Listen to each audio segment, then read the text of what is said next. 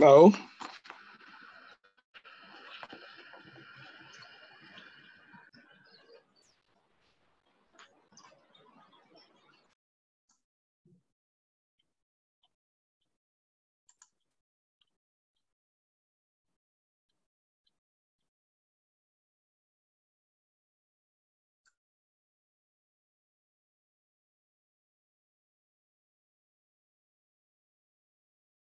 Over to you, Program Director. We're live.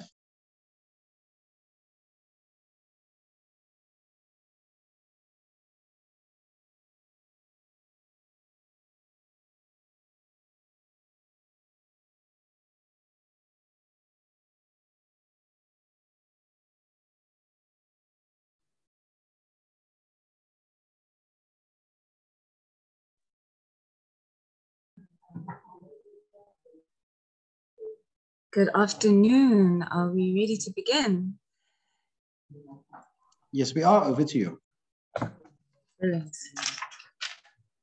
Good afternoon, everyone, and welcome to the second edition of the NU and Plus online dialogue. This is where we discuss equitable access to land in South Africa. And the second edition of the dialogue is titled Pushing Back. Specifically, we're looking at how activists are pushing back for access to land and housing and push back against a recalcitrant state, hostile corporate power, and violence. As a starting point, we know that South Africa's constitution contains progressive reform measures that place an obligation on the state, and I would argue others, to promote just and equitable land reform. Yet increasingly, land and housing activists have experienced the post-apartheid state's failure to prioritize land reform as a failure and have sought to find alternative solutions. This dialogue intends to examine the grassroots strategies and the tactics that these land and housing activists use to push for the realization of their constitutional rights, with a particular focus on innovative alternative forms of promoting access to land, including collective mobilization, litigation, and of course, self-management of occupations. It is actually my hope that this dialogue brings to light the various methods used in the face of colonial era narratives of Black and poor people being ungeographic, thereby having no legitimate claim on the land of their forefathers and the land which they currently occupy and have built communities around. By ungeographic or aspatial, I refer to the notion that despite being physically present, Black people are not treated as being legibly present or as having life, essentially being human. What we're dealing with here is how activists, freedom fighters, mothers, sisters, brothers claim the rights bestowed, yes, in the Constitution, but also intrinsically by way of their personhood, because we know that in our unique South African context, who we are is the land. There is then a tension that we will be discussing and exploring through their use of tactics to push back against actors like the state and corporate power. But this tension that we need to explore in this debate or dialogue is the tension between the constitutional framework on which our democratic state is premised and the social contract that has been long voided by the state through its use of repression, oppression, and its monopoly on violence, which is often at the instance of corporate power. Well, mine today is not to wax lyrical about our state of being and how our panelists have used and mobilized their strategies, knowledge, and power to reassert what constitutes humanity and what has been long denied to them through the continual dispossession of land. Mine is to introduce these amazing activists who from their various sites of struggle transcend the so-called rural and urban divide by utilizing common strategies, as I said, of mobilization, litigation, and overall people power. It is my pleasure and honor to introduce our panelists today. And joining me are Mamshila Madikane, who is an activist and leader of Reclaim the City. We also have with us this afternoon Thapelo Mohapi, who is from Abahlali Basemjondolo in KwaZulu-Natal. Also with us today is Lamosas Maisipate Mokone. And finally, our last speaker for today will be Masango's Nani Loliwe. Each of these incredible activists will have 10 minutes to explain the organization's work in pushing for access to land and housing, and how these state and corporate powers have tried to stop them from achieving that, and similarly, what they've done about it. Following that, we will have a question and answer session from you, our participants, and our guest audience. And then we will have Nkanyiso Gumete from PLAS and Nomzamo Zondo, the Executive Director of the Socioeconomic Rights Institute of South Africa, who will give us the concluding remarks and some reflections just to wrap up the session. May I ask that you please put your questions in the comments or raise your hand when we get to the question and answer section of our dialogue. Our online team will be here to help you to bring them to my attention as well. So, without any further ado, allow me to hand over to the panel. For the order of the presentations, may I suggest that we use the age-old adage that ladies go first. With that, I'd like that Mamshila from Reclaim the City kick us off in our dialogue.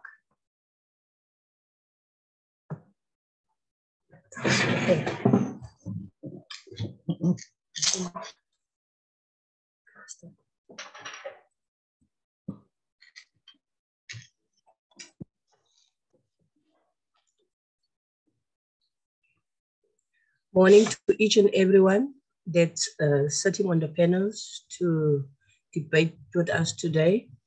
I would like to say all protocol observed. My name is Sheila Madikane. I lived in Sea Point at the Helen Bowden Nurses Home behind the Somerset Hospital as a house leader in that occupation where I live now. So I would like to explain to people the struggle of my movement that I am facing and the movement that I am in and the movement that I love is Reclaim the City. The issue of housing for people is not for profit.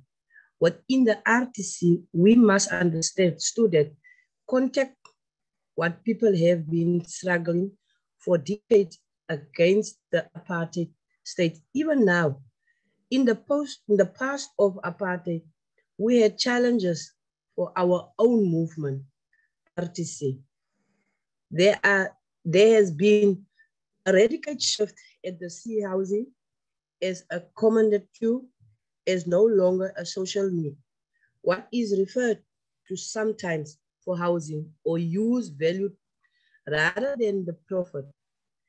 There is no comment for that as poor class working and don't remain dominant people at this situation that we found ourselves in.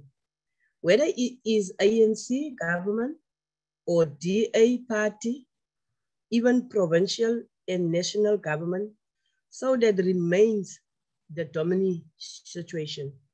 When very early on that was being proposed by to ANC government will be considered that numbers of housing across the country will vary for some shift of a device of the RDP is where the shifting started from use value to profit motto. Then housing became to push the poor away from the housing crisis. Policy that were the social housing, and it is where it come into. See what class of housing do we need and fighting for as RTC movement. Do we need and fighting for as C movement of RTC? Because this was very problematic in the urban area and in the urban rural areas. And rural urban, so having that appropriate of delivering houses as a social need become affordable to excess of in-course that will render the poor to be pushed back. There is a lot of talking about housing crisis by the Housing Tribunal that want to assist, take care, but they don't have the power. Now we are as the movement went off as up. We as the movement of RTC.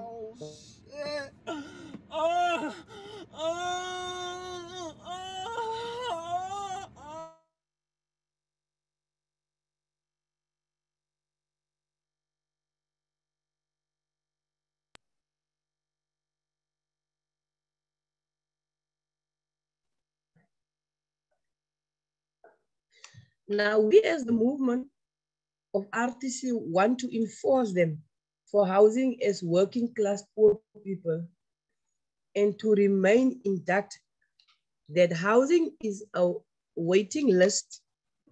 We say to people as RTC, housing to people not for profit, like the programs that the RDP pushing programs are the government, the EPW. I don't see that they push hard. They are still people that are sitting without jobs and housing. Yes, it is work for them as the government, but not for poor people. Reclaim the City is a social movement of poor and working class people, campaigning for affordable housing in well-located areas and fighting against injustice, evictions, and displacement. We believe that the current housing market replicates recreation and undermine our category continuously vision at a just and trouble inclusive city. In March 2017, we occupied the Helen Bowden Nurses Home and Old Woodstock Hospital to hold the government to account for selling the Tafelberg site in Sea Point. A feasibility study showed up that 270 affordable units were supposed possible Tafelberg inside. And today, not a single unit has been built. On 18 July 2017, the city of Cape Town announced that they had earmarked 11 sites of public land for affordable housing. Both at our occupations are part of those. Those sites are part of those sites. Today, no affordable housing yet has been built on these 11 sites. Affordable after 5 years. At processing on 5 December 2018, we were protesting the sale of Site B on the foreshore to Grand Point Properties and challenges provides properties power. The provincial and local government in Cape Town are continuing with spatial injustice by prioritizing the needs or the whether above the needs at the poor. During these 5 years, struggling for affordable housing, we have stopped the actions at other sites of public lands. This further depends the world housing crisis that the world of city faces on 31st August 2020. The High Court in Cape Town ruled in the Tafelberg judgment that public land should be used for the social good and the public, and that the provincial and the city remained a housing plan for Cape Town. This landmark adjustment was victory for us.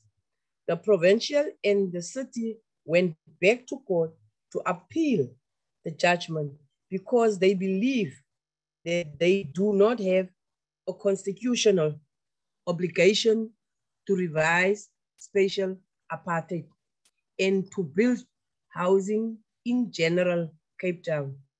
However, instead of the province and the city build housing in the inner city, they blame poor people and working class people like us for their own failure to provide housing. Us queuing jumping and calling us queue jumpers, if only the poor provincial had built the housing, much needed housing, then would not be faced with a deepening, noising housing crisis and be occupying these buildings. Poor people cannot live in a waiting list.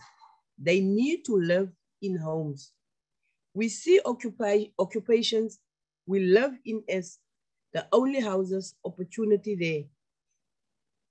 The provincial has been not built affordable home since 1994 and continue blaming the poor occupiers for their own luck at service cleverly. We are calling on the Premier to come and visit at our occupations so that you can see what housing crisis is really about.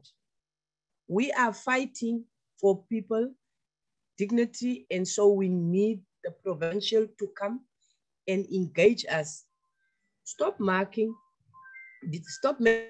decisions about us. Without us, we want to be a part of building and ensuring a truly inclusive city. Thank you.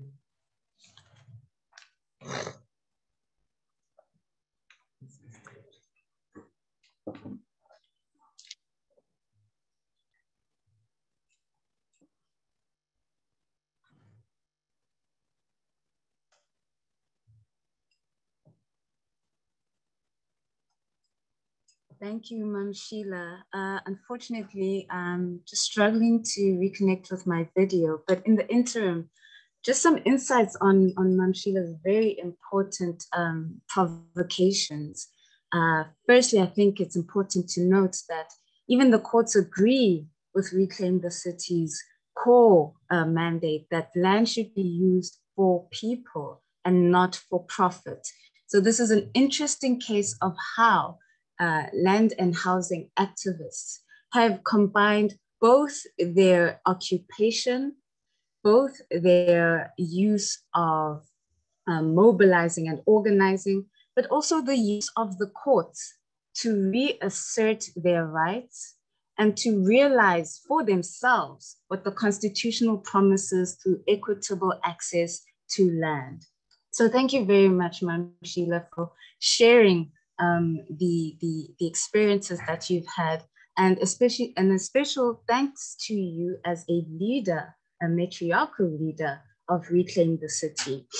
This also makes me think of how the state continues to criminalize those who are in need, as Ma'am Sheila referred to the state's blame of poor people for their failure to deliver.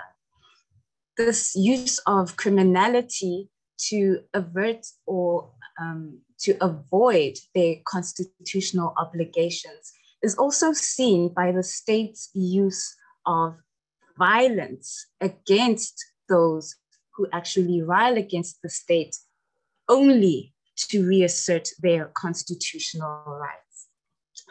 I think a very acute case of this has been seen in KwaZulu-Natal in the context of the struggle led by Abahlali baseMjondolo. And with that, I'd like to invite Thapelo Mohapi, who's joining us from Abahlali, just to tell us more about their particular struggle for land, for access to land and housing, and specifically how they've been able to push back against the state's illegitimate use of its monopoly on violence. Thapelo, over to you.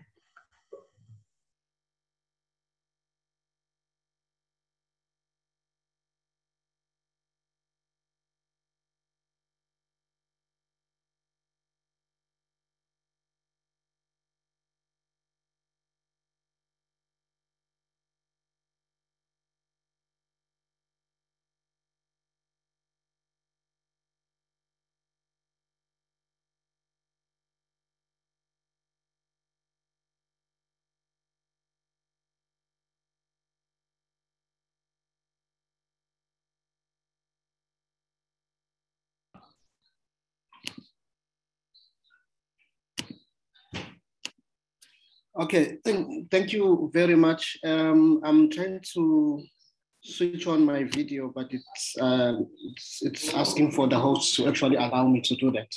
But in the meantime, I will just go ahead with the presentation. As I have been introduced, my name is Thapelo Mohapi. I am the General Secretary of Abahlali baseMjondolo, based in Durban, but we organized in 5 other provinces. Abahlali baseMjondolo is a grassroots democratic social movement formed in 2005 in an informal settlement called Kennedy Road. We formed the movement out of frustration, out of anger. We've had enough of the lies from the government. A piece of land that was promised to build housing by the eThekwini municipality was then sold to a businessman. And then for us, we have realized that the social value of land was not put first. It was the commercial value that was put ahead of the human needs. We've realized that we do not count in the eyes of the state. We realize that we don't count in the eyes of the government. We realize that we are not human beings, that we were human waste, that we were supposed to be moved and shoved away from the cities, that we were regarded as people that are going to remove, eradicated. Those were the words that were used by the government during the Slums Act in 2009. The so-called eradication of informal settlement was on top of the agenda. Because when you live in a shack, when you are landless, when you are poor, the government and other people, the elites, the capitalists, think that you are unable to think, as if your frame of mind does not work. What works is them to actually hire people, architects, to think on your behalf because you are regarded as a criminal, as a thug, and therefore you should not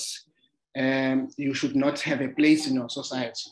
So we were saying, as for the first time, that we affirm our dignity. We affirm that we will take our stand in society, that government has forgotten about us, that we do no longer count in the eyes of the government, and that we are only important. We regard ourselves as banks for votes, and therefore we formed the movement to build a just and equal society where respect and for all humankind and dignity was the order of the day. And that's what we wanted. That has not come easy.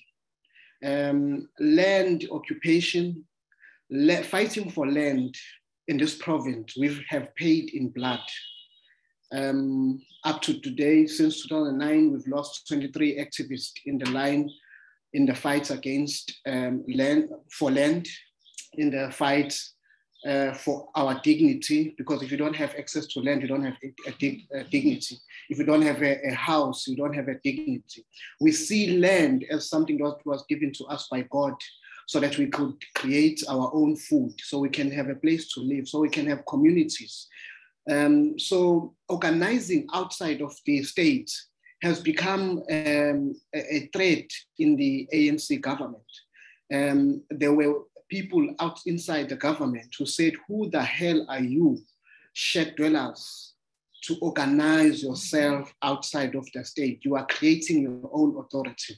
And that's what we have been killed. That's why Ayanda Ngila was killed on the 8th of March. That's why Nokuthula Mabaso was killed on the 5th of May.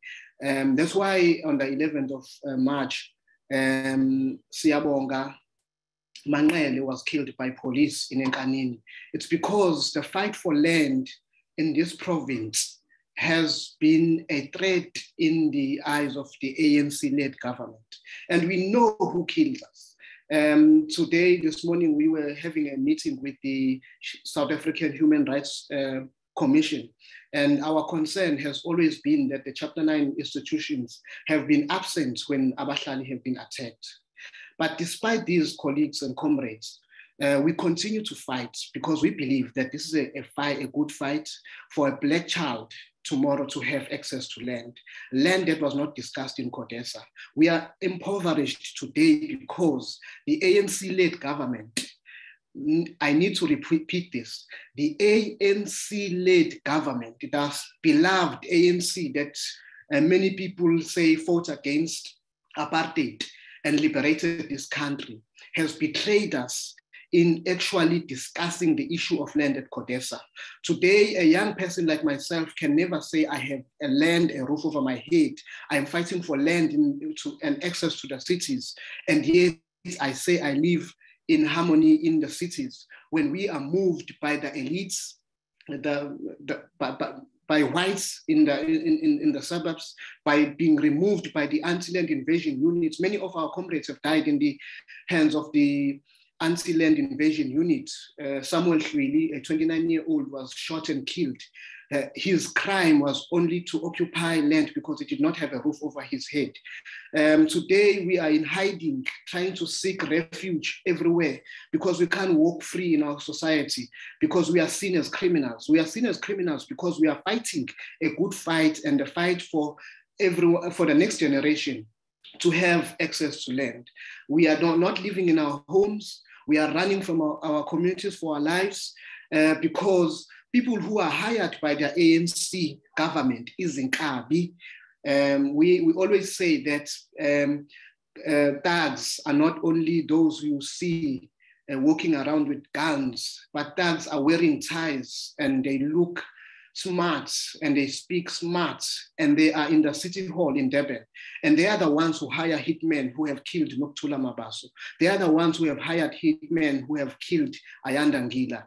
They are the ones who have sent the police to go and shoot and kill Siyabonga Manele. They continue to be the one who hired hitmen to shoot and kill Tulindlovu in Gwandengezi for uncovering corruption when it comes to the allocation of houses that were supposed to be belonging to the poorest of the poor. So we continue to affirm ourselves. We continue to encourage our people to fight the good fight, and our movement has grown immensely. The latest statistics was 110,200. So it means that people see the work that they are doing and people continue to push for the struggle. People want to have access to land. People are saying we'd rather die than not have dignity. And colleague, we are running away from our own government, the government that we have entrusted to actually cater for the needs of the poorest of the poor. The government that we expected to be biased to the poor is today protecting the elite, and we must suffer. And the only time we see politicians coming into our occupations is when they need votes. But when it's time to provide services, who the hell are those people who said they must build in these high risk areas? The floods today have washed, the people who have been washed away by floods, some of them unaccounted for, have not been found, are actually people who were living in informal settlement, the majority of them. We've responded to a lot of people who have been killed in floods, families who have lost everything during the floods, to actually create communal kitchen in the settlements where we organize so that people cook together right now. As of today, there are people who are still living in community halls.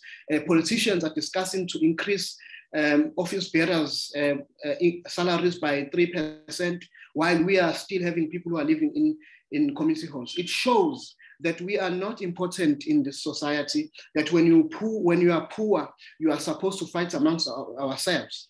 Recently, there's been xenophobic attacks on migrant workers who are in KwaZulu-Natal, because people are made to believe that the reason why they're not receiving services for emergencies is because of the migrant workers who are here.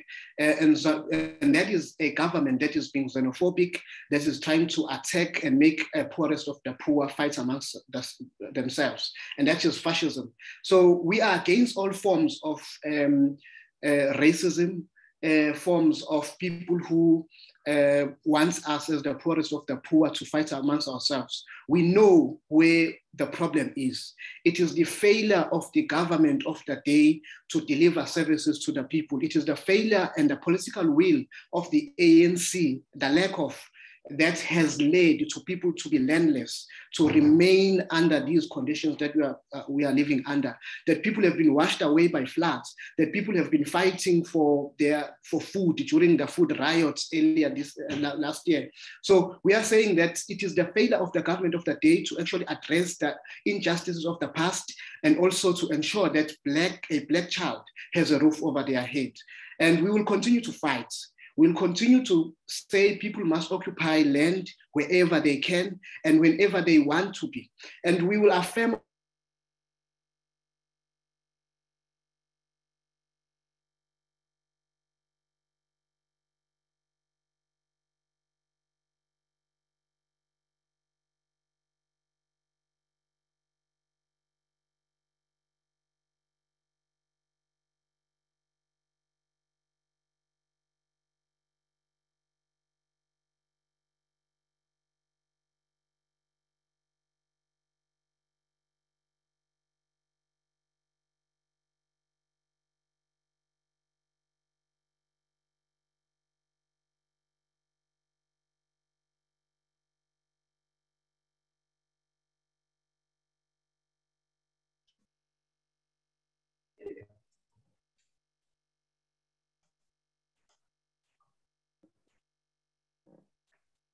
All right, we seem to have lost Thapelo, but the gist of his argument, that we have not lost. It's quite interesting and painful to see that there is a continuum of land dispossession. And I want us to think about dispossession as not merely the taking of land and the removal, forced removal of our people from that land, but rather the taking of dignity. As Thapelo had said, land to us is dignity. Therefore, land reform and redistribution and all these policies that are supposed to redress the dispossession of the past must prioritize the restoration of our people's dignity. And I agree with Thapelo that must start with equitable access to the land. It's quite alarming also to see that despite the continuing violence that's meted upon activists who are merely asserting their rights of being, what Abahlali and other movements have had to do is employ survivalist tactics to show that we have necessarily had to eke out an existence outside of the monopolies of capital and necessarily resources and land. This makes me think of the Borgen projects looking at poverty and land reform in South Africa, which found that 90% of white South Africans own the land, where 72% of those white South Africans owned farmland in 2017. But conversely, Black South Africans only owned 4% of the land. And that is a scary statistic. That is a scary statistic, and that is something that we hope to explore further with our next speaker. But it seems that we have managed to get Thapelo back on the line. So I think let's just afford him some time to finish his presentation so that we can engage with it fully in the question and answer session before we move on to our next speaker. Thapelo, are you ready to join us again? Thank you very much. I don't know, capitalists don't want me to say capitalism and they cut me off. I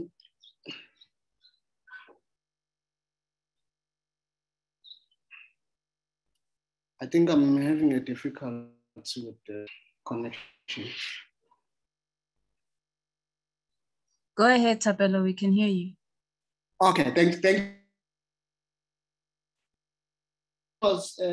In closing, I was going to say to colleagues and comrades that Ekenana is a hope for a lot of people in the movement. Then we have a communal garden, there we have a communal kitchen, there we have a communal poultry farm. They started with only 12 chickens. Now today they have more than 300 chickens. The farm is used to actually feed those who are unemployed. Attends people who work in the garden from 3 a.m. to 5 a.m., those who are employed, and those who are unemployed work throughout the day. So it's a democratic space where proceeds from the garden are actually communally shared at the Francois School, where people share and divide together democratically in our movement. So that is what the ANC does not want. It does not want to see the poorest of the poor sustaining themselves, because the status quo must remain so that we become both banks for votes, so that keep the void and keep making promises. When people start connecting their own water, creating their own independency, they are attacked and killed. And we are saying that we will not stop. We'll continue to encourage our people. If we die, our children will have something to fall on and say, at least our parents have fought a good fight. If we don't fight the struggle and we back away, they are going to question us one day. Why did you leave this country under this mess that it is today? So we are fighting this fight because we believe it's a fight for our next generation, that the ANC has failed to actually address this issue of land. And we are, as activists, whether environmental activists, land activists, everywhere, we will ensure that we fight this good fight, and that we are not we have been called Sotus, Zulus, Xhosas. We know that we belong in this country. We want to affirm that, and we want to show the poorest of the poor can come out of the situation, in the situation on their own, and we are doing everything in our power to fight these good fights. Thank you very much, colleagues. Thank you. I won't say former comrades, because you continue to be my comrades.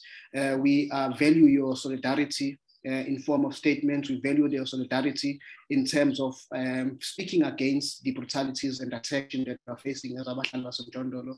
It is what gives you hope, because when your government is fighting you with guns and everything, and sometimes you think you are a criminal, it is only when your colleagues and comrades in the same struggle come together and say, we are against what is happening in Durban.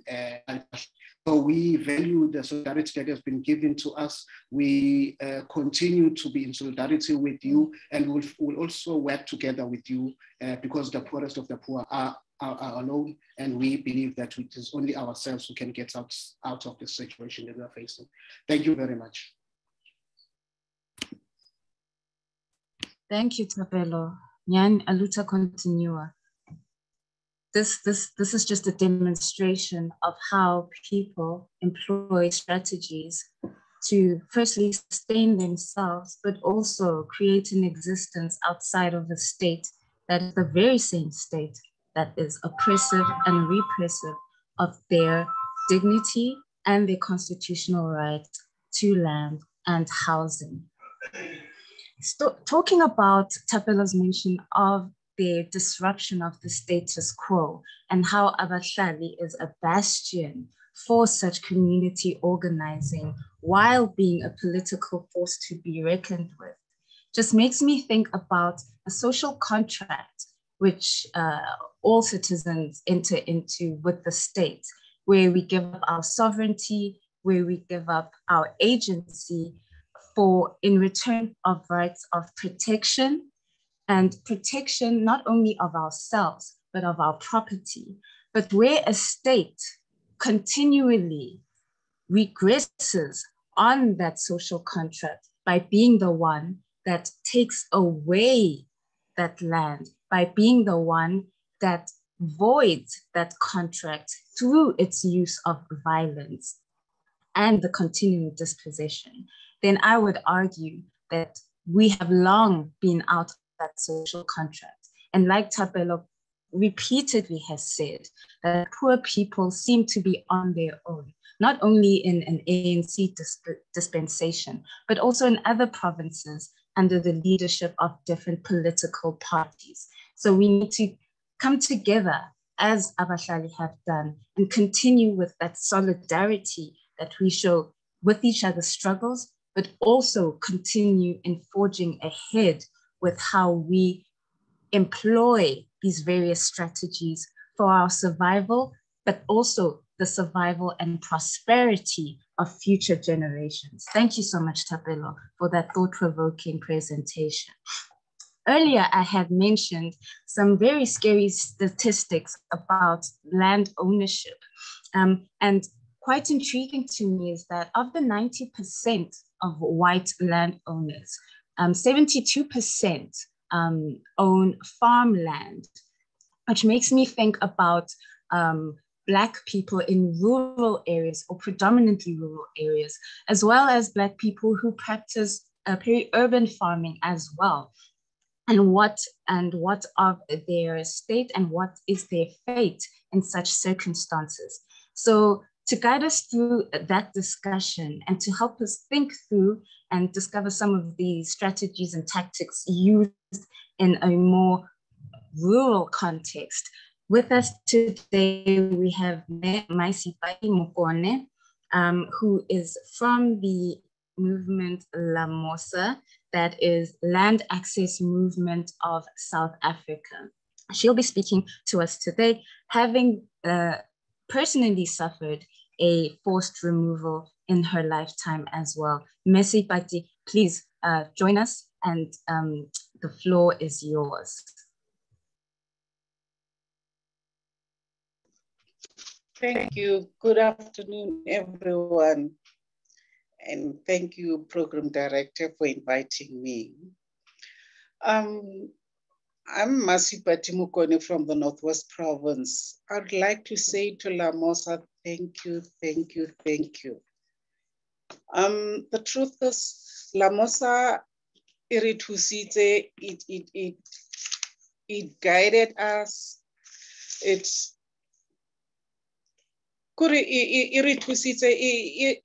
guided us, it empowered us, because some of the acts we didn't know, even if we knew them, we did not understand them. Like, I come from a village where it's a private property bought by 70 households. Mare niti ke gore, as I speak, I'm a woman in that village, but I cannot the rights to say a traditional leader and I think for the government to condones the laws because but like the acting the policies the empowering the traditional leaders, the empowering men who whatever, because they'll protect them. Knowing very well government, those individuals are targeting in moving your role. How level Act, the Native Act, yeah, 1927, yeah, 1957. By then, the Nationalist Party, party powers. So they decided to impose the traditional leaders to take it in the properties. And by doing that, everybody party powers, it's than the traditional leaders. They should just give them instructions for Iranian, community. Community has no weight. And government warona condones ranka TKLB. Ha se gona fela gore ba re tseela mafatshe a rona. Nna ko in my small village, ha gona ruta go gona le title deed, ha ise re e bone, ha ise e tle ko morafi wa biswa ga teng title deed ke.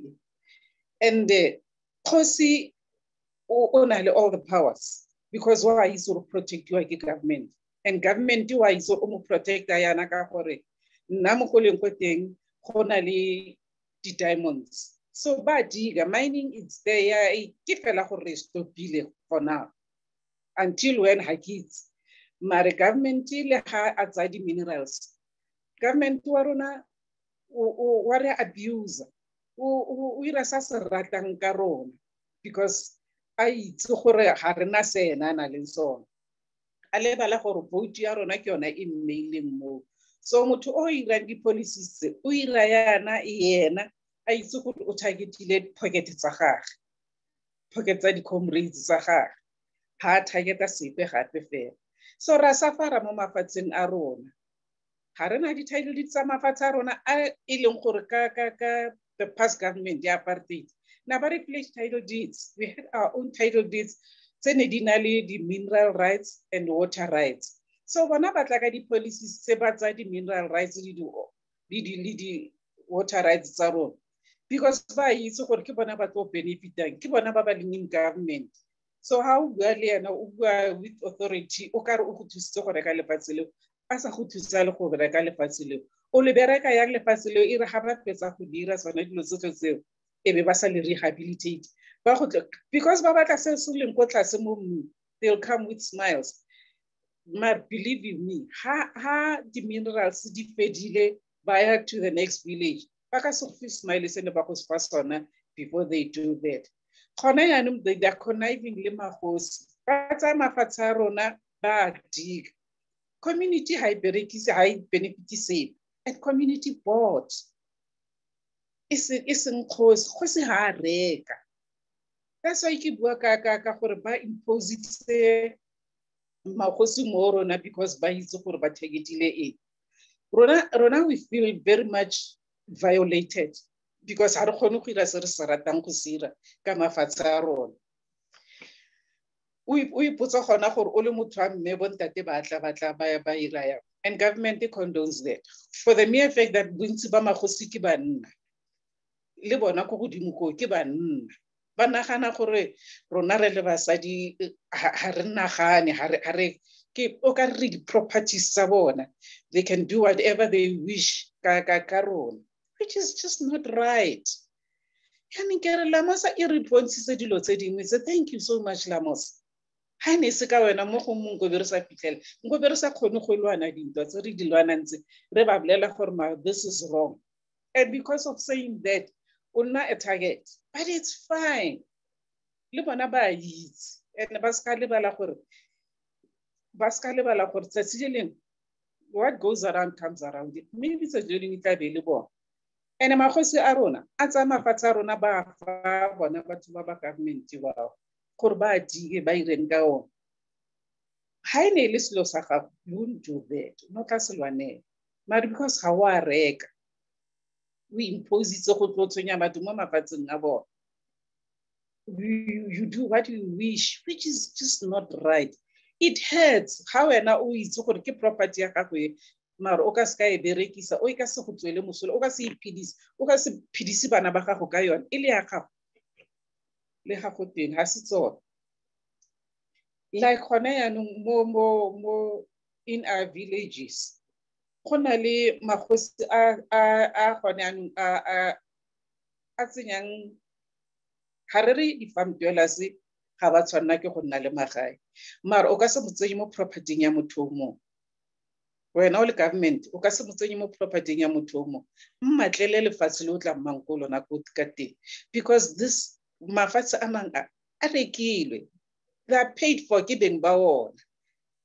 So why o palelwa ke gore o mo fe lefatshe la government o mo rore nnamo a nne ko lona fine o ntlogele nna ka property yaka and so se se utlwisang botlhoko ke gore where we are go na le surrounding farms sa basweu ha di riwe sepe ha go tla ka di-Bantustan bills le eng ha di ba affect mara we are all South Africans vote ya rona ira mmereko o tshwanang bo botlhe black, white, urban, rural ra tshwana government wa rona is full of, I'm sorry, magodu. Because ha batle go when they'll come with a smile because ba itse gore ba theketile ba feditse bona. So bona ba go tsela so na le sona o sala o maketse ha o itse gore o ire ya.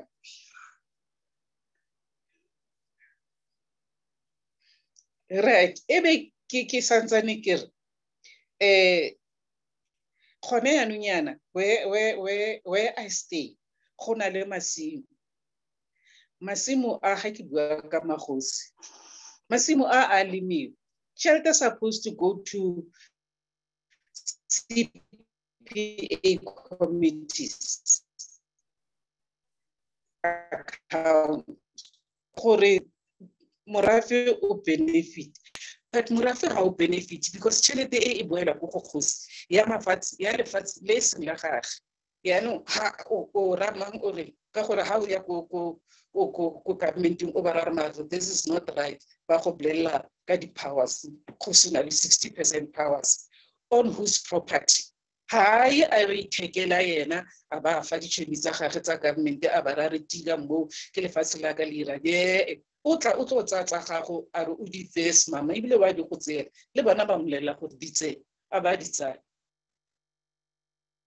I feel gore re tshwanela ke gore re dire a turnaround so se sa gore batho ha ba bona di-policies di-acts le di-eng tse ba di rileng di sa ba tshwanele ebe ba tshwanela ke gore ba ire policy e tla irang gore wena o ska benefita from what is rightfully yours ga re na di-title deed bontsi ba rona mo Northwest go raya gore le throughout the country it's like that because and e le gore before go nna le matsapa a di-forced removals we had title deeds ka se sebaka ke ntse mo lefatshe le le restituted mara ha ke na title deed instead ba nkirile caretaker mo lefatsheng le tshwanang go gore e be ke rikelaka what they did is ba tsere di communal land tse di gaufi le rona tse dingwe ke di-private properties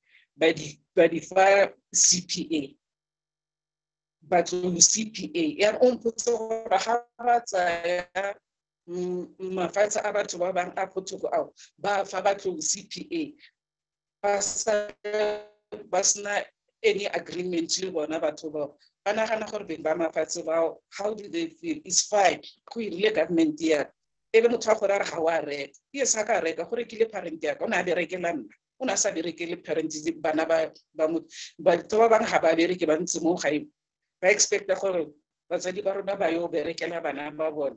That's not how it's done. So ke re masimo a rona a lemiwa year in year out amang a leile falo ha o re wa re ke a le bagato mangwe mara ba le bala go o beneficiary mo lefatsheng le ba le mafatshe tšhelete e fiwa kgosi tšhelete e fiwa go semama ha e tle go the rightful people ke re ke nagana gore land affairs condones this because really more restitution ha ne go iriwa di-elections tsa CPA they ignored the CPA Act but the traditional leader, Pamela, chairperson ya CPA committee. We put he's supposed to be an ex officio, highly a chairperson. And how the Bella Mo committee, the CPA Act is violated, but who are very close related to host Babatinsumu committee. Mine ogering holds with Honaya Nungona. Rose, oh, mine 10 over trading company, Berekamu. Here the cousin brother was. Yan we put a hore. I key the parents are not this one like a horek. High parents are not the Pesahoreka, even Lunabalisa and little sale because the Mahosi Bontate Muhularna by the Rekalalo. And government condones that because her recipe, Kerahor Salero Namupet Fontaine, handed over the Minister Ditis. Got 2000. To date, her not title deed. Hakopi sepe, government reads a nail selaya, lender facility, and Santanas la title Saro. Hakuna sepesira, Marhusia, Renere government yaro. And government in Nitikimanka government taken. But what could office in Bali? Panahana or have a more office behind that desk. Kibona the yearly notes at the properties Sarona, the Baholobaro. That's not how it started. Kerahor Honaya Nunyana, but the redefined Biola say by the credit Moma Patson Aronam. Harena Royakairona, Banabaro Nabayaka, great grandchildren by Loyakai. Kako defend Biola Seba Tavalimu, Batabana Lebanababo, Banababonaba distance, Royakai. And it's an agricultural land, really Makai. Food security is not a priority when it comes to Wanabatu. So na ke ipoza gore gati go diragala. Gone anong they ba khona le masipala. Mas municipality ki o busy tsama ke ra rona we are a private property mo Bloemfontein. Mare babu ka go tlo aga di RDPs. How do you develop a private property ya motho o tsenya di farm dwellers o tsenya batho mo o ba fele matlo gora gore ena o mora o reng ka lefatshe la ga le ena di tiketse and elo wena o dira tsone dilo tse o le government. It's not fair. It's just not right. Like mine all in Corona. Mine the applications someone. Lamasa, thank you. Why is Lamasa regrets a very good lawyer? Oil higher investigation alibella abatazeli. Who fixes a local minor Uberaka fraudulent certificates. Leanana GMRE Northwest. I see more PD application forms leading VDA. More to an extent, they are born about to buy my Etenuba treaty, Baron Masipa Timuku. Is the a document, Moyona, Ki acknowledge Ankore. Yes, by his or what's on my mine. Where's the original copy of my signature? That document I see now. Because Babua Makakan. Hakisor, our Navasa expector, a committee or young put DMRE, Hannibal let DMRE for a Nakis I need for Bakanabamai. I want that document. Kibata Hobona who forged my signature. Come Koba Makakati. And Nitiki remind you, we locate the cousin brother, Wakakus. And Hosihakubuaka mine arena, I say so. We put a corona, Ropilayan, Rekesuma Fatiki parents are on. A Rentia Harentia, Cascara Kirela Sip, Molefatsim Lonalio. Keep Pusapori, differencia, Korea ha in Napoli channel and Kore. Who digonally the policy study rurally. Koi ebene ha go se rona ba re leng go rura re di lo fela kore ha re sebe mo pele ga batho ba government ya rona, mara our votes are meant gore re phele re ba phedise re balwa ke go phela e ba iphedise. Politicians are liars. Politicians are crooks. Ha ba tla ko wena ba tlo batla se ba se go batla ba tla tla ka lerato le le ka mara ha ba ira di-policies tsa bona ga ba go kgathalle ba go tseela se leng sa gago. Ha tla ko wena o tla ko wena a smile a lebella gore o na le eng ka mo le sa ka se go tseelang a ntse go tshegisa bo meno maseu wa go bolatse ke re so se sa gore e ne e ka re rona ha re di South Africans should come to an end because of taxes fela ka batho bo botlhe re vote fela ya ka batho bo botlhe mare tsotlhe tseo rona tse di siameng tse di re tshwanetseng tse e leng tsa rona ba re di tseela ke gore raya gore rona ga re le ko di rural areas ga ba re lebelana ba nagana gore ba underestimate the intelligence ya re di tlaela rona re ka gore re nna ko ga re nne ko toropong ga re nne ko kae ka re nna ko go leng di-dusty ko teng. They must come to their senses because re busy we are coming for them. Ba tla tshwanela ke go rectify di-mistakes tse tsotlhe tse ba di editseng tseo.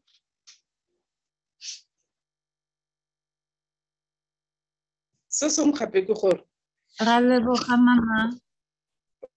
thank you so much. Ra leboga gagolo mama go menaganya. No re ithutile a lot from wena mama le Lamosa. I was just saying to my Miponi that we have learned a lot from her personal story and from what she has managed to do in conjunction with Lamosa.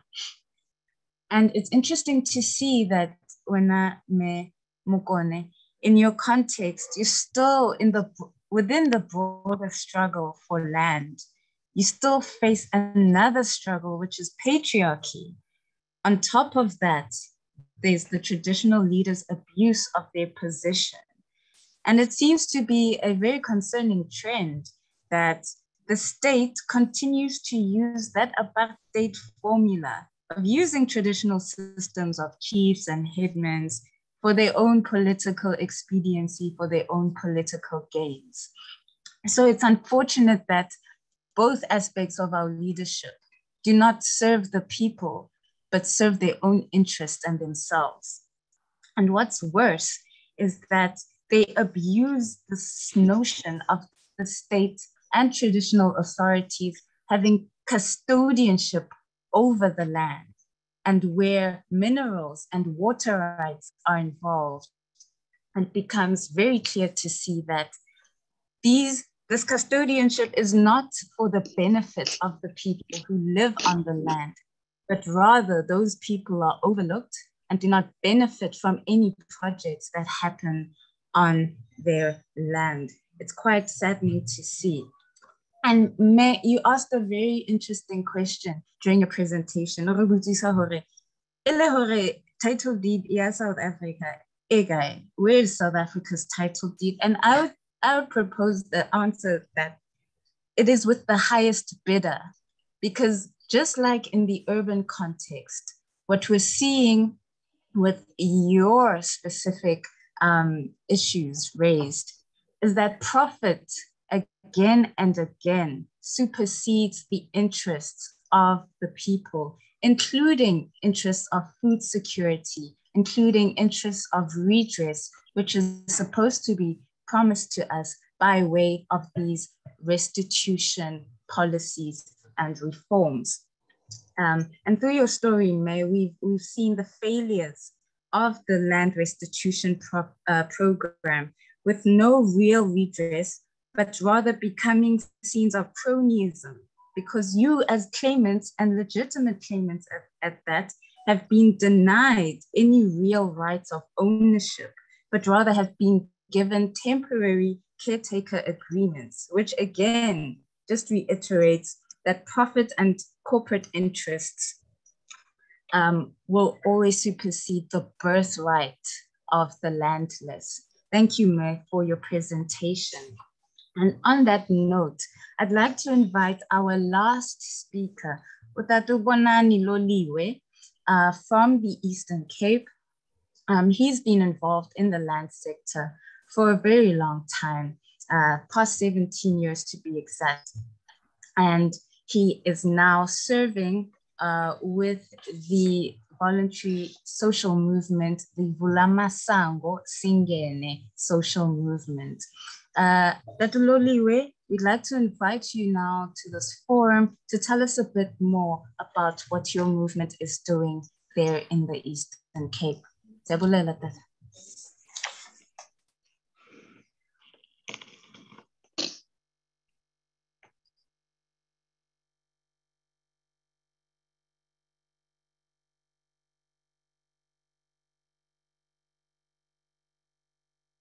Unmute again.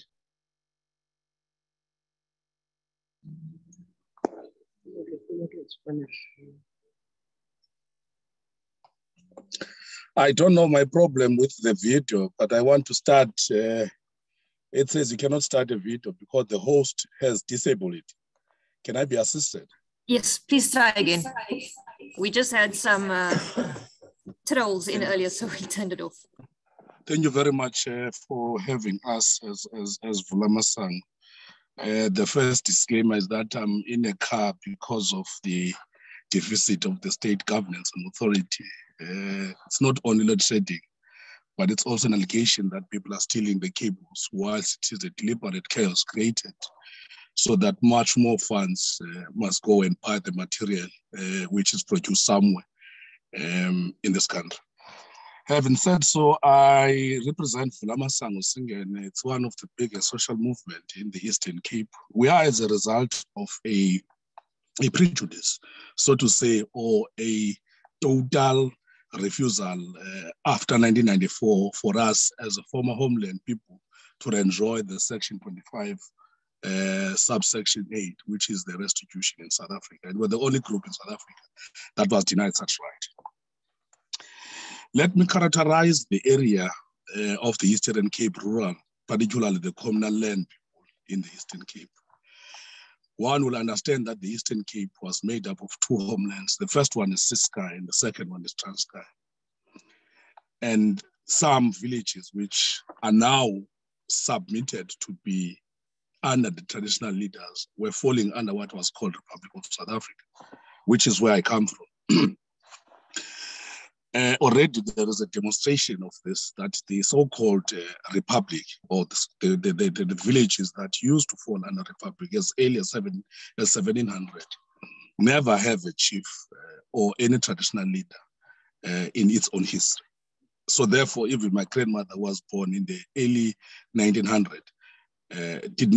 She died in 2013 without knowing the rule of a traditional leader. And unfortunately, after 2003, a new wave of reviving traditional leadership affected all these villages. It is also important that I should highlight that within the former homelands themselves,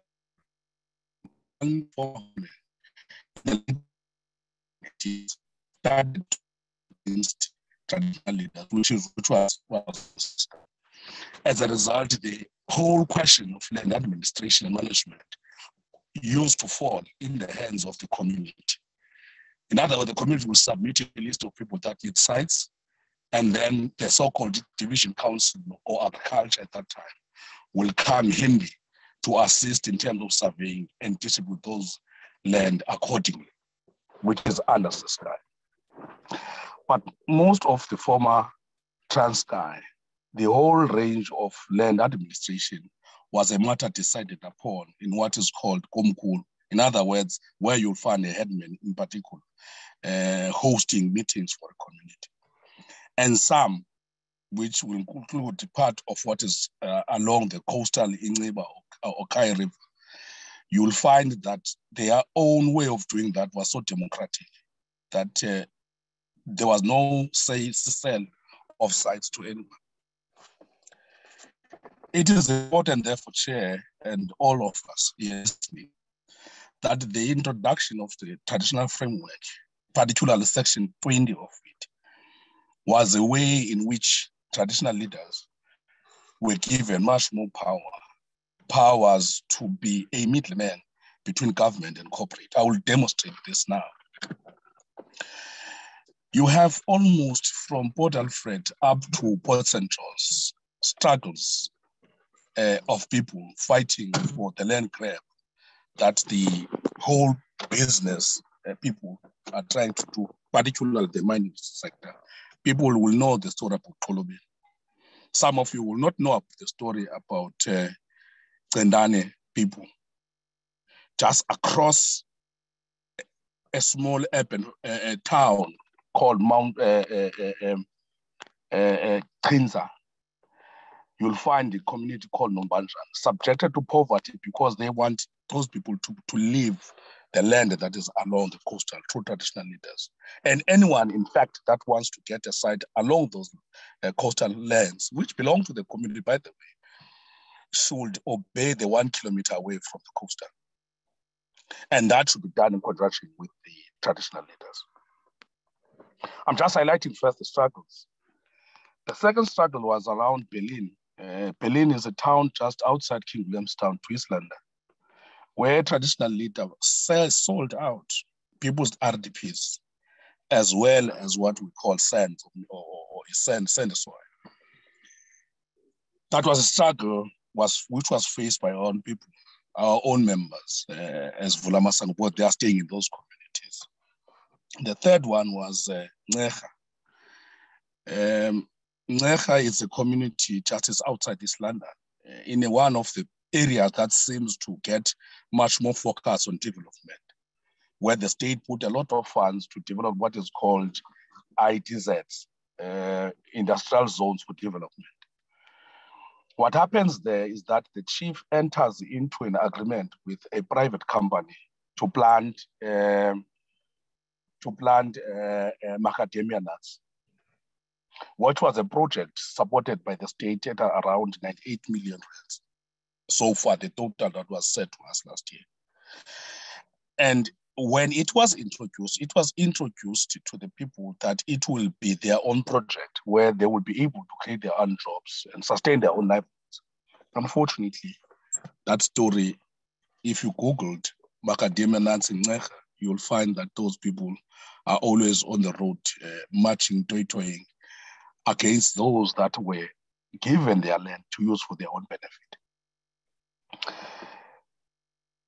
Now I'm putting all this, Chair, so that there is a clear understanding that we have come from various characterization, if I will put it in that way, in the sense that we'll have those that are coming from the former Republic of South Africa, which is myself and others, where we do not have a problem with traditional leadership. We have already burned down the municipality, which is Abatadi municipality, only because of the arrogance of the state. We don't have a municipality buildings. We have destroyed it.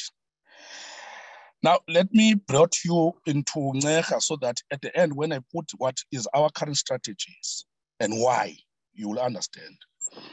As I put it forward, Ngecha enters into an agreement of a summit, which we do not know where it has come from. But this agreement was made by 25 people representing 9 villages. They signed the agreement, and the agreement says the whole land which was used for plowing purposes will then be given the right over to be used by the company. And therefore, anyone that wants to plant anything else will not be allowed to do so. One village which was not in attendance at that time refused this proposal because it's a proposal. And part of what they used to do to distribute, we are very fortunate in rural areas. We have plenty of land in the Eastern Cape, so to speak. The only way in which then is a problem is when you allocate. That's when the whole structure of government comes in. Now, these people used to distribute lands to their own, particularly when new people from the village itself want to get a new site. A committee of that community will then distribute the land according to the size 50 by 50 or 30 by 30, free of charge. Now, what happened? About 300 sites were given out to the community members. And unfortunately, out of those numbers, 150 were established, plus 150 were established. And unfortunately, the municipality and the traditional leaders decided to demolish those houses, saying that they are violating the same agreement that was made after the summit. That study went into court. The court reversed the decision, but already the damage has already took place. We are still stuck with that case. It is under LRC, Grahamstown offices. It's a frustrating case because it is not moving. All we want is that the right of the people that was violated to be paid for by the council and the House of Traditional Leaders and the MSC in the province.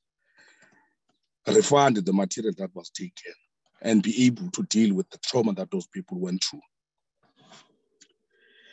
People who know the story about Amahlati, where Amahlati communities, that is where I come from, revolt against what is called a traditional leader in the form of Macron, went through the processes in court, and the court declared enough as villages in that area.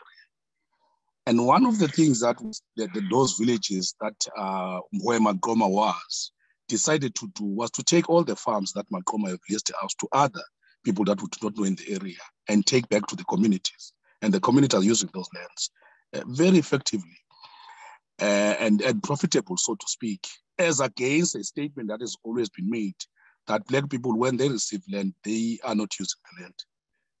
As long as as long as their resources mobilized or broken down to the use of people, people are able to use the land. I disagree with this because I've been in the land for quite some time. The Berlin saga, there is a case in court at the moment against this traditional leader who sold out the housing. Remember that the responsibility in that case should be led by the human settlement. Unfortunately, there's nothing. The community people decided to take the case forward, using the selling of a sand as argument into the court. And unfortunately, once again, we've tried to get legal, free legal people to assist, but we are forced then to mobilize some resources and ask some lawyers to start the process. The community approached LRC, and unfortunately, the LRC, because of limited resources, was unable to assist. Now, Chair, it is important, as I've listened to my dear comrade from Michondo, Abahlali Michondo, that in the past year, we have lost 3 comrades. One comrade was shot, who was then on what we call land redistribution, Mampanyas, and many of you know. The second comrade who died mysteriously is Comrade Sinswin, whom was leading the Berlin struggle. Now we are confronting the possibility of losing Umamuchabe from Enech. For her to stand against the municipality, a very big metro, not to proceed with selling the sandy soil, but themselves as a community, for her to lead that community, to have a case that have halted many proceedings that were supposed to take place in the Macadamia. She was told last year that his time is coming. Now he has been attacked by a stroke and a cancer. So than shooting, we have many people that we may say they have died mysteriously because they were leading the struggle. And one of the decisions that we have informally discussed in this is that sometimes it's important to hide the identity of the source of knowledge. Because people are able to identify that these people are people that are working with Fulamasango. So how possible can we change this and have a new face? And our own strategy argued that there should be a process where we allow what was known as a civic residential associations. And we use organization that seems to revolt against their own mother bodies. There's something called Berlin Sanko here, which always stood against the ANC, stood against even its own mother body. It used the name Sanko, but it's not an affiliate of Sanko. This strategy to us seems to be working because these are people that are elected by the people that are familiar with what was called resident association, with what was called Sanko when Sanko came into action at the time when the UTF was to be abolished. So I'm raising these two things as part of our strategy moving forward. But the second strategy was how do we utilize land so that we make access for women in particular, youth. We have many projects that we've started as part of food security to say that the lands that are fallow, which in many cases have been, in case Kamahok, for instance, traditionally doesn't encourage people to lease it out to Rans Timber who use what is called a chili, planting chili, which actually destroy the fertility of the grounds. The third part, which enters into section 26 of the Constitution, but it's not a priority in rural areas to go in our own space. I don't want to talk about that in rural areas. We have built houses here, either they are ecological sound or others have invested their own monies to build houses. So RDP is not part of our struggle. But what we find is that new communities, as I've listened to one speaker, are actually introduced into the spaces in order to expand what we call whatism. So whatism is when 5 or 25 localities are in one ward, and the one that is targeted, like in Umbanjani case, will then be voted out in what is called what. So there is a whatism approach in terms of silencing the activists. In that fashion, we said, what is needed is that we need to make sure that the coming generation, which is the youth, must play a critical role in terms of planning of government. Whilst we're all challenging the status quo, it is important at the same time that there is a role that they play in terms of putting future plans, advocating for such plans. Last but not least, as I've said, it is important for us, as we are facing the killing in different forms, to have an alternatives on how our struggles can be won. It is very good and nice in one community that can face alone such harshness. But when you are used against the other fellow communities, because a particular mineral or a particular type of soil or a particular stone is in your village, it becomes difficult. And how do we then, as a mass movement like ourselves, develop strategies? We saw it fit that let's mobilize people to infiltrate any other structure that is existing in the community. By those few words, Chair, I must submit my submission. Thank you. Thank you very much to Ubonani Loliwe of the Bulamasango Singene social movement. And from your offering, sir, I just found it very interesting that even the regions that were not traditionally under this traditional leadership regime now find themselves under the rule of these corporate representatives and middlemen, as you so put it. And how we find our communities being compromised under the guise of development and job creation, with your key example of the macadamia nut farm. A very key reflection that has also been echoed in the chat from our audience is that self-determination and self-sustenance seems to be a very keen threat to the capitalist machine, which is built on the backs of our people's labor. And the only way to maintain this machine is to keep our people impoverished and dependent by keeping us landless. So some very key observations from your side, from the struggles happening in the Eastern Cape. And I appreciate your challenge of the rhetoric that we can't get the land just because we don't have the skills or the know-how, and will invariably leave it to lie fallow. Where in actual fact, it's the policies that are failing us. in that they do not offer enough resources, skills development, and support to ensure that once land has been restituted, it is possible for us to keep it commercially viable. So movements like Vula Masango Singene are a testament of participatory democratic leanings towards people-led governance and bringing in the next generation so that we are not always under the rule of those who do not act in our benefit. Thank you, Tata, for that presentation. I'd now like to open the floor. As I said, this is a dialogue, which means that we want to hear from our audience, exchange ideas, and learn from each other. And to that end, we're opening up the floor to hear your questions for the panelists so that we can take some of these concepts, these provocations forward and share further examples of how movements, people across the country are pushing back. To that end, I'd like to invite you to raise your hands within the Zoom function so that we can note you and allow you to speak. Alternatively, please put your question in the chat and I will note it and read it out for the panelists. In the meantime, I'd just like to start with one of the questions that we had received in the chat already.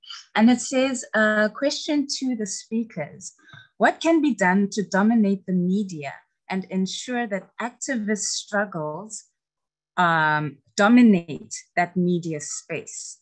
So how do we ensure that these struggles do not happen in the dark, are not silenced, but that they actually get the airtime they deserve so that there is some national awareness raised around these ongoing issues that seem to go ignored by the general public? I'd like to invite our speakers just to respond to that question while we wait for our other participants to put in their questions and raise their hands to voice their thoughts. I'd like to then go in the order in which our panelists spoke, just to maintain that sense of order. Ma'am Sheila, would you just like to respond to that question? What can be done to ensure that these activist struggles make it onto mainstream media spaces? I think, comrades, that, sorry, this needs to be voiced out by the public. And we don't need just to voice it out by the public, but we need to voice it out by the governments also and voice it out by the developers, because of if we keep quiet as the movement fighters, as comrades that are fighting for land, and as poor people that are fighting for urban lands and rural area lands that all over the Western Cape, it is the need of not keeping quiet as fighters, as comrades. We need to push, and we don't need to push back, but we need to push very hard so that this goes to all the people that are in the higher structures of sitting up there, that hear us crying out of land and housing. And it's because of that, if we let it go like that, our forefathers failed to fight for it. Now we as the poor people, as the grandkids, as the grandchildren that are fighting the struggle and want to bring it back to us, it was being taken from our poor parents, that it needs to be in that panel of fighting as one person. Although we are in different places like Durban, Joburg, Pretoria, all those places, we need to stand solidarity in one, because as they said, it's an injury to one and it's an injury to all. So if we fight the developers also, but not the government alone, because the government works behind our backs to the developers, and it's whereby the power lies by the developers. because we as poor people that doesn't have the money, but the developers got that money to go on and to go forward with land in rural areas and take each and every land that they see, because of they've got the finance and we don't have it. So if we just fight the government, it's whereby our failure is. We need to fight the developers also so that they know that this struggle is serious and carrying on to fight for land. And the land is not just that we are fighting to have a title deed, but we are fighting to get our land back to our places. Thank you, comrades. Thank you, Ma'am Sheila. I'd like to pose that question to Thapelo Mohapi. Thapelo, just to repeat the question, what can be done to ensure that activist struggles dominate the media space? Yes, I think one of the things that the mistake that the media is making is assuming that politicians are the ones who speak on behalf of the marginalized poor on the ground. And I think it's high time that they go and dig down where people are living, the conditions where people are actually living under, so that we become, our stories are told. But I think most importantly, we need to tell our stories as the poorest of the poor. Our stories must not be told by other people. We love academics, we love NGOs. You are the source of our knowledge, you have resources, but can you not speak on behalf of the poor? Let the poor speak for themselves. Let you be the provider of the space like we have done today for us to voice out what are the conditions that we live under in the informal settlement, what are the issues when it comes to land access, what are the issues to basic services in the informal settlement and so forth. But it should not be the voices of academics who speaks on behalf of the poor. The poor can have a voice and speak for themselves. And I think we must create our own media, and we must unite and try and create and dispel some of the information. Today, we have a right-wing movement called Dudula that is given airtime by the media and giving space by the media. We should not allow that. We should, as activists, be in the forefront of dispelling any form of xenophobia, any form of discrimination against anyone. And the media should focus on those groups, because the media does have a role to play in ensuring that there's harmony and peace in this country, but also to actually put the stories of the people on the ground in the forefront. But I'm saying that if the media fails us, we must work together to create our own voice and be heard and create our own media. These days, there's social media. Let us not focus more on the media that is presented to us, because sometimes media can actually mislead and assume that the right-wing organization that exists today is the voice of the people on the ground, whereas we as the people on the ground know that people can actually speak for themselves and not be spoken on behalf of. Thank you, Thapelo, for that insight. Let the poor speak for themselves. It's very hard, because even the organizations that we work in, we inadvertently tend to usurp those voices, even though we mostly mean well. Mukone, can I pose that question to you then? What can be done to ensure that our struggles dominate the media space? Thank you again. One, I think we need to empower our communities. We need to educate them. Two, there's technology. Strange, our government, every time there's speak about technology like hotspots, they always think of urban areas, not rural areas. And it doesn't mean we don't know technology, even if you are in rural areas. Our children use Facebook, WhatsApp, and that media, yes. And we have a challenge of network. How can I put it? Network with us, it's not as good as it is in urban areas. So, and we need a lot of data. Our children don't have data. So that's why I think of hotspot, they should also be targeted for rural areas.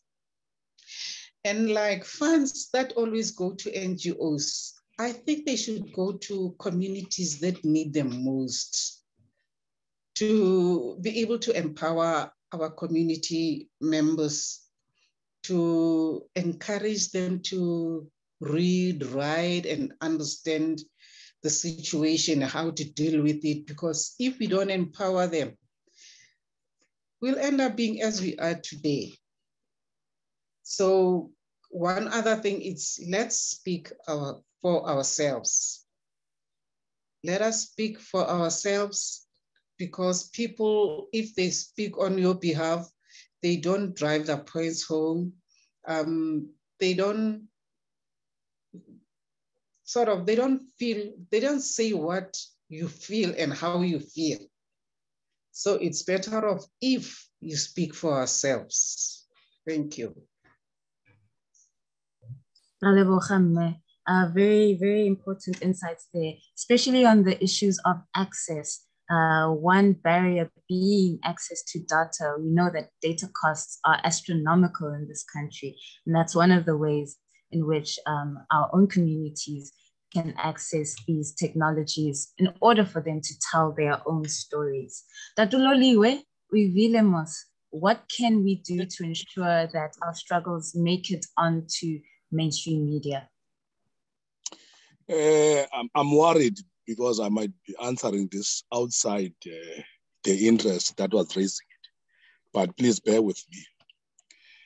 Our experience since 2004 told us that the media will run away from a march of 5,000 people to Department of Land Affairs and go and write a story. The front page of the Daily Dispatch in the Eastern Cape will be talking about a car that was crashed because there was somebody important than others, than the 500 that is challenging the state.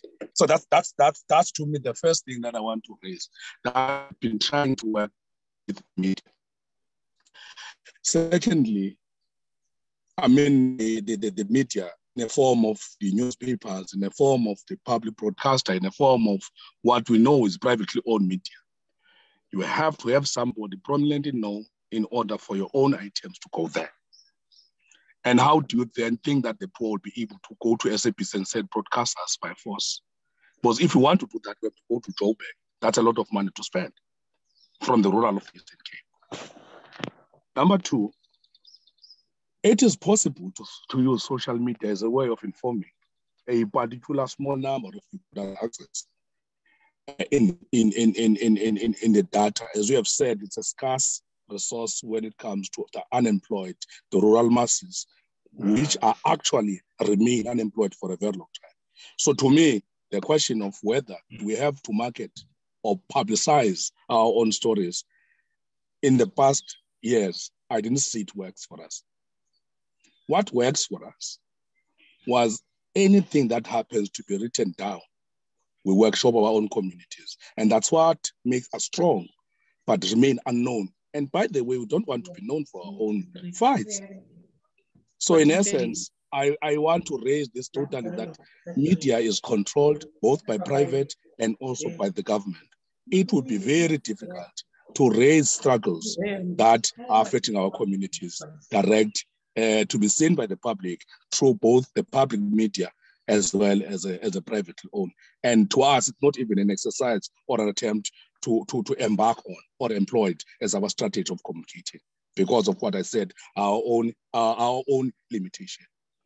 We are writing on the media, on the social media, when we feel we need to communicate. We are actually allowed the space by the likes of luck when they see it fits that we need to write.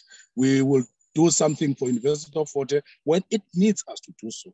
But for us to look after it or to say we need it, we have to take a decision, and that was a sober decision, not to entertain it. Thank you.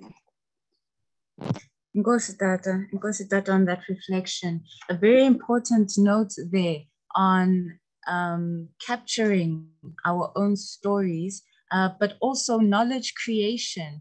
Because what Tata mentioned, not only writing our own stories, but workshopping them in our communities.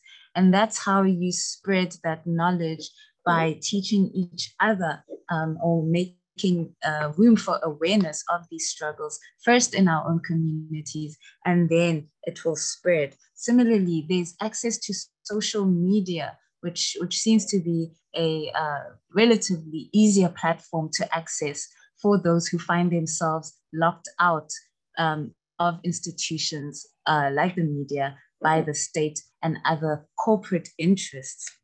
All right, I see we have one hand here. Thank you for being patient with us, Mokuwe. Please unmute and let us have your question, please. Thank you. My name is Mokuwe Masekwa. Can you hear me? Yes, sir. Please go ahead. Yes. My question is mainly directed to Mr. Loliwe, and one of us may assist him. I've observed on your struggle that you managed to mobilize legal representatives to can take your matters to courts or defend your matters to courts, one way or the other. Now, my question is, how were you able to mobilize such resources so that you can defend so much number of cases to the court, or take many issues to the court?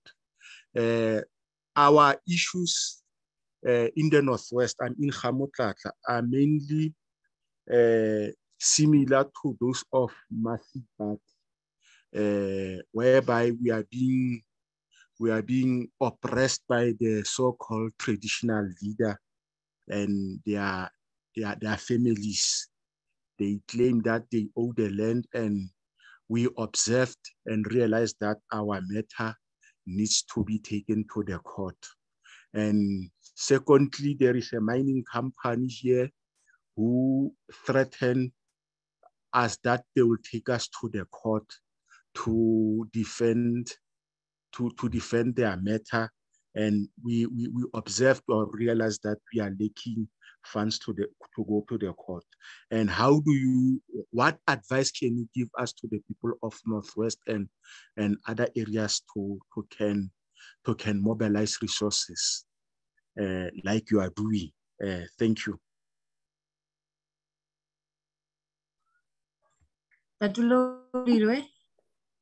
Yes. Okay. Thank you, comrade, for the question. Let me first explain that it is so difficult to fundraise for legal issues.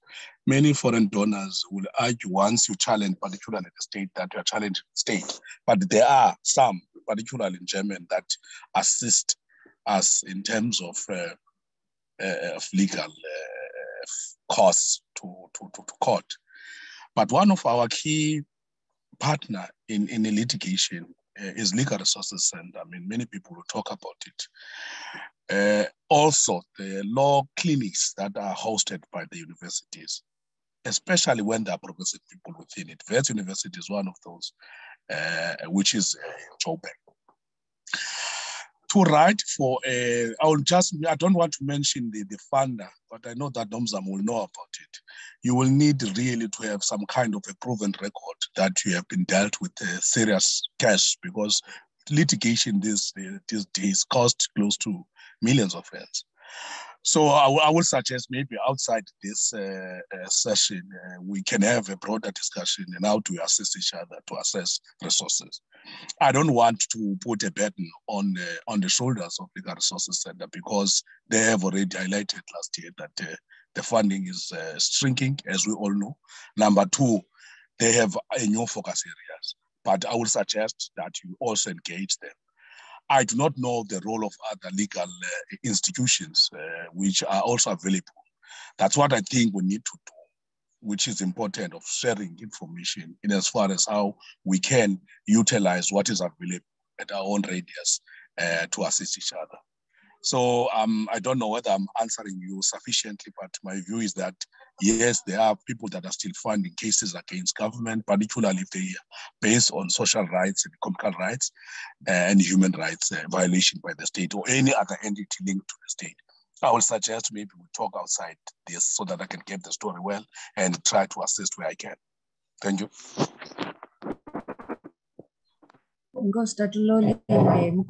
I hope you heard that answer, and I hope you do, in fact, connect with Utata outside of this panel so that you can take this conversation further and hopefully get some help for you and your community.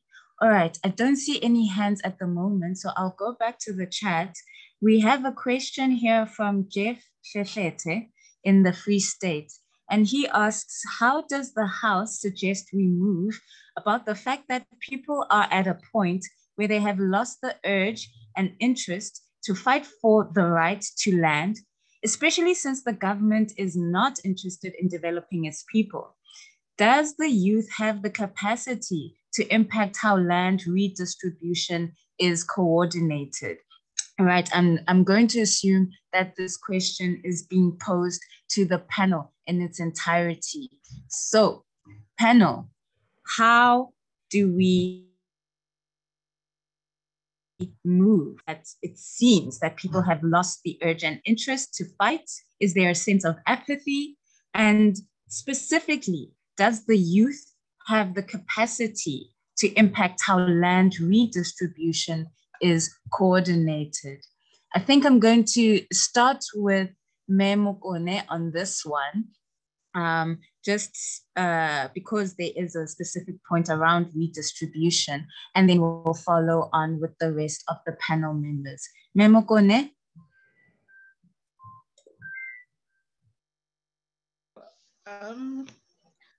What we did,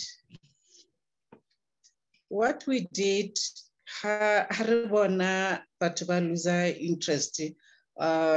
We started having small groups, Reba Motivator, and then later, Ba Rababita, Ba Felezi, and then we took it up from there. That is why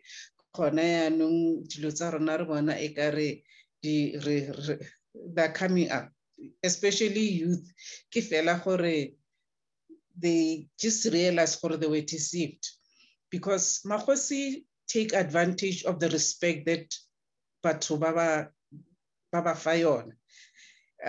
They forget respect is end. But if you demand it, at a later stage, but right about 10. They've just discovered Makosi Bantabaso honestly bona, and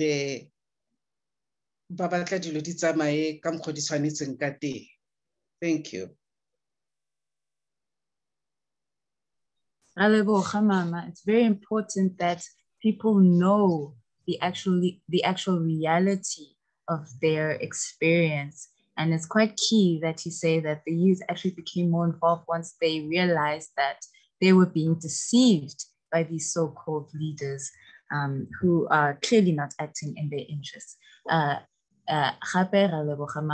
Let's move on then to Tapelo.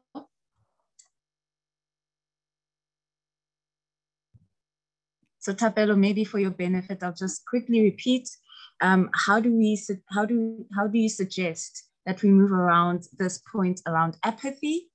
And further, is there any meaningful way that the youth can impact on how land redistribution is coordinated?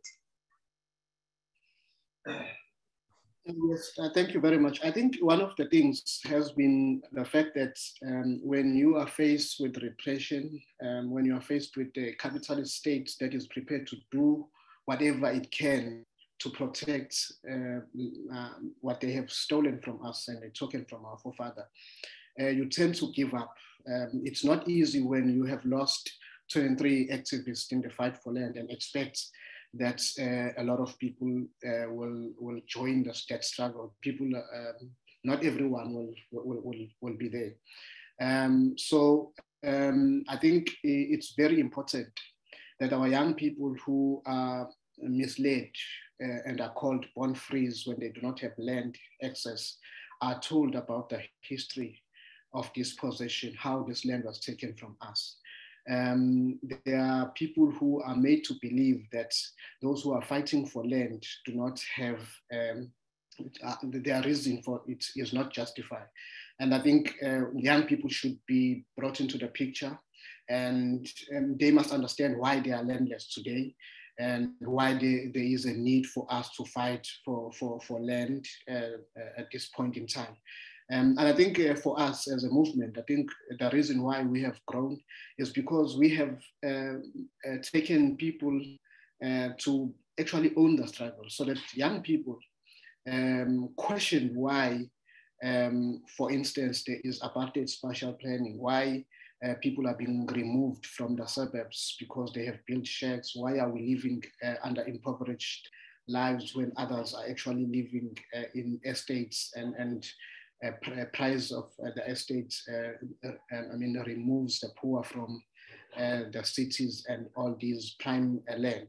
So these are some of the things that we should educate our young people so that they understand what they are fighting for. It is easy to fight a struggle that you understand and not just be in a struggle for the sake that everyone is in it. But I think more education, historical background should be given to young people who are being misled to think that those who have access of land in prime land are actually rightful owners of the land. It must be made clear that they stole it from us and it must be returned. Thank you, Tabela, and I couldn't agree with you more. So Tabela suggesting that we promote critical thinking and questioning of the status quo to engender some type of realization that the fight does need to continue. And further, he says that we need to remind ourselves of our history, and especially for our youth, they need to know that South Africa's history did not begin in 1994, and that there are some grave misdeeds that are yet to be addressed, even in this constitutional dispensation. Ma'am Sheila, to answer the same question. Okay. The youth needs to be taught and to be mobilized and to be told, how did the land get out of our forefathers' hands? Being taken from them and teaching them what the struggle is and tell them the truth so that they know the struggle. And the leadership that are now leaders today that are leading us for having parties like political parties that are leaders that are not telling the truth in these days. And if we as movements are mobilizing the youth and telling the youth the truth so that they know the struggle, what they are fighting for, why are they fighting for the land to come back to them? And it is our mandate to engage with them. And it's our mandate when we engage with the youth so that they know where they're letting themselves in the struggle, that is a struggle that will have blood that will be spilled. And the struggle that they will be in to fight for it It's struggle that will have consequences, and they need to stand firm so that they know that this is what we wanted to get our land back. And if we stand to open up with them as we mobilize them, because in the struggle, there will be consequences that we won't live for long, but if they are taking over and stand into our footsteps and know the reality of it, they will know the struggle, it's real. So I think in the way of mobilizing, as Tapelo saying that we need to tell them the truth so that they know what it is to be in the struggle and what it is to fight for land and housing. Thank you. Thank you, Mama. And finally, we'll turn to you, that Loliwe, very same question. What do we do about the urge to give up, and how can the youth play a role? I should raise this first, so that when we make assessment and evaluation of our own struggles, I mean, the participation of people, we should know that there are people that follow the song, and there are people that give a rhythm to a song, and there are people that take the substance of the song. So in any struggle, I will make an example. In our case, we used to have a large number of people that follows us. It dropped to 40,000 membership in 2011. The reason is in two folds. One, the possibility of elements within what you call an enemy to infiltrate and take some of those and give them opportunities that you can't give them for survival. In other words, for their own livelihood. But what was important, which keeps the movement moving forward, one, we have something called Speak Out at a time when we engage for this prejudice that was suffered by betterment scheme victims of the Eastern Cape. So there was a Speak Out process. Before the Speak Out you see on TV, we happened to have our own Speak Out. But that Speak Out was about older people giving the actual history as it was of around 60s upwards at a time when the former Opandustan were formed. And that was interesting history, was it was a history narrated, not history written. Thank you. Thank you, Mr. DJ. Are you stopping me? No, Tata, sorry. Someone seems to have unmuted themselves. But what we started, we have taken all the material that we have. If you look to the whole record of post-1994, particularly after 2003 legislation that we developed, there is a lot that you can use to illustrate the past. The Transitional Court Bill is one of them. The framework is one of those. Take people through, and that's what we're doing. In fact, we're going back to the material that was developed by the likes of LAC in particular, when it was not LAC before, and the other one that are here. They become a very important document to make reference of the past. And to us, that's what will work. So you can't take out the youth. As a result, there are a lot of young people from Vulamasang that are in part of this discussion. They have their own arm to understand things the way they are and bring the discussion to the older generation so that there is a sharing. Because I'm running away from the words teaching. It has a limitation. But when you share, you have every right to question. But when you get teaching, it's like workshop. People are calling it workshops while they're teaching people. Because workshop is something else where experiences take a core part of the work. Lastly, which I want to raise, and it's very important, who is going to take over from us if we allow what we say it's lacking to continue? So we have a responsibility to revive methods of bringing in young people into the struggles, to lead those struggles. Even if we think that we know better than them, give them a chance to lead. They will learn as they move forward. So I in our own organization, that's what we've decided to do. Let's have the wing of the youth, give the youth an opportunity to even lead us, even if we are saying they do not have it.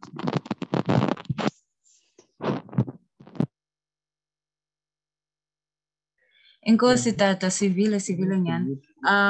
Let the youth lead. Ivagele Tata, Ivagele. All right, we are running out of time, but I'm going to ask for your patience. If you could just give us 5 more minutes for us to wrap up this conversation. Now turning to Ms. Nomzamo Zondo, who is the Executive Director of the Socio-Economic Rights Institute of South Africa, to give us her closing remarks on this very interesting conversation that we've had today. Ms. Nomzamo? Thank you much, Mpho, and thank you to the panel. I think what was very interesting for me is how, even though the panel is split between rural settings and urban settings, there was a common narrative, right, of a state that lies, that defrauds, that uses violence to the extent of assassination against communities that are trying to fight for land. But what I found interesting, even more interesting, is how all of these communities are also having their own tactics, right? Tactics of inclusion, tactics of standing their ground, even in the face of serious violence, tactics of holding the state accountable, even to the extent of fighting to ensure that land is actually being allocated to communities through occupation of land, if we're speaking to reclaim the city, or we're speaking to abahlali, and even using it for farmland in the rural settings. The one thing that I think was very important for me in this debate is the issue of, and I think this question was raised about, how do we push forward the debate around land redistribution? Because as we sit here, all of us are actually talking about dispossession. So we've actually had a state in the last 2 decades that has actually pushed dispossession instead of actually pushing for more people to have equitable access to land. And one of the places that I feel that we are actually stuck as a country is on the issue of data. So Mpho, you referenced the 2017 report, which speaks to our racialized patterns of ownership. I think Comrade spoke about how the social value of land is ignored, how as we see government, as we see private developers, as we see mines, profiteering off our land while we are, as you said, seen as a spatial. What we need to do now is actually bring forward the data of, we know who owns, right? And we know they are mainly white, and they're mainly male. But we need to actually have a much more clearer picture of who is dispossessed, right? And again, unfortunately, it will be the opposite of that. It will be mainly Black and mostly women. And then, of course, probably they will be in further pushed by other circumstances about class, about their own income and potential. But in that, we actually need to push the debate that the government started 5 years ago, which is actually stalled in the last 2 years, around redistribution, around the expropriation of land. Actually say, we know how many people are landless, and we want to see you providing them with land, not by taking away land from us, but taking away land from people who've been having it since before 1994. You need to do that by committing to concrete targets around redistribution. Tell us how much land will be handed over each year.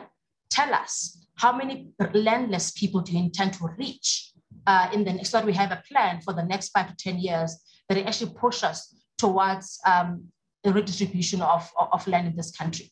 And I think the one thing that people forget is that the Constitution is an outcome of struggle. It's an outcome of our struggle as Black people, as poor people, to say, we belong in this country, and the injustice of the past must be addressed. And we need to speak from a standpoint that says to government, you've already made us a promise that says you will ensure equitable access to land, and we want a time-bound plan, clear targets on how you're going to do that. Thank you so much, Mpho. Thank you, Cici. Coming across very strong there, that across all the panelists' respective contexts, there's key commonalities, that golden thread, and that golden thread is one that includes that of tactics, but also the broader aim around reversing this continuing dispossession that we're facing in the state. Again, with a very key idea that data is very central in getting the country unstuck on the question of redistribution. And I'd like to add there that we shouldn't only think of redistribution in the rural context, but very much so in the urban context as well. Finally, I'll give the last words to Nkanyise Gumete, a researcher at the Institute for Poverty, Land and Agrarian Studies. Nkanyiso, all yours. Thank you very much, Comrade Mpho, and thanks to all people who have participated today. I wanted to say a lot, but because of time, I'll just keep it short.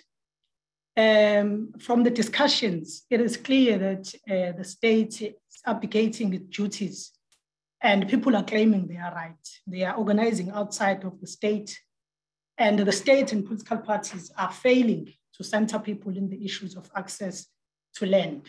But what the state has done is to turn itself into a bodyguard for the business interest and powerful urban and rural elite that is up to no good. Maybe moving forward, just to add on what Nomzam has just said in terms of like moving forward, what is it that we need to do?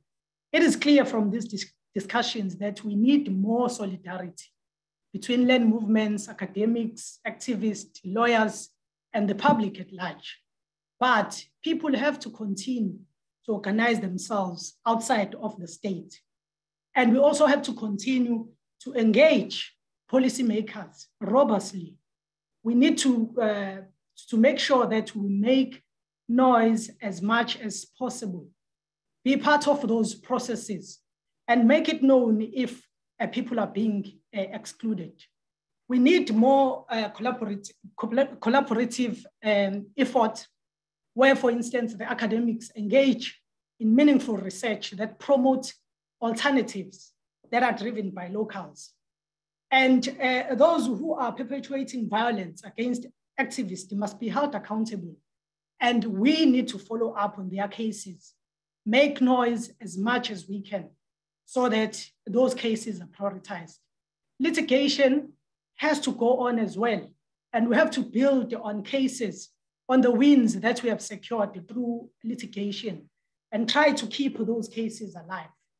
We also need legislative reforms. We need that land distribution law, which will give power to the people to claim their right to equitable access, because currently we do not have that. We need to push very hard for that. Lastly, we have to push for land reform program that is people-centered, that is not biased towards agriculture, but that recognizes that people need land for various land needs, most of which are not economic in nature. People did not only lose agricultural land, but they lost land that they used for different needs, and that needs to be catered for. It is true that we are dealing with stubborn apartheid and colonialism legacy, but the state has to play its role, and people must not stop to fight for their rights. Thank you very much, Mpho. And thank you, Nkanyiso, for those very thoughtful remarks. It's very clear that from the various sites of struggle, we must keep pushing, pushing for change, pushing to protect our wins, but pushing to go further than what we've already managed to achieve. And it seems that the struggle is not over, ladies and gentlemen, but this might very well be just the beginning. I'd like to thank everyone for making time to join us this afternoon. Thank you for your thoughts. Unfortunately, because of time, we were unable to take any more hands, but please do be in touch with either NU or PLUS as we continue this dialogue series. And we hope to see you at our third dialogue, which we will share the details of which with you at a later stage. But let the dialogue continue, let the conversation continue, and let the struggle continue. Thank you everyone for joining us. Enjoy the rest of your day. Goodbye. Thank you.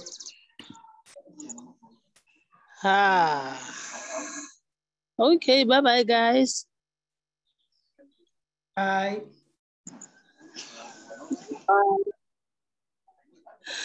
Bye-bye.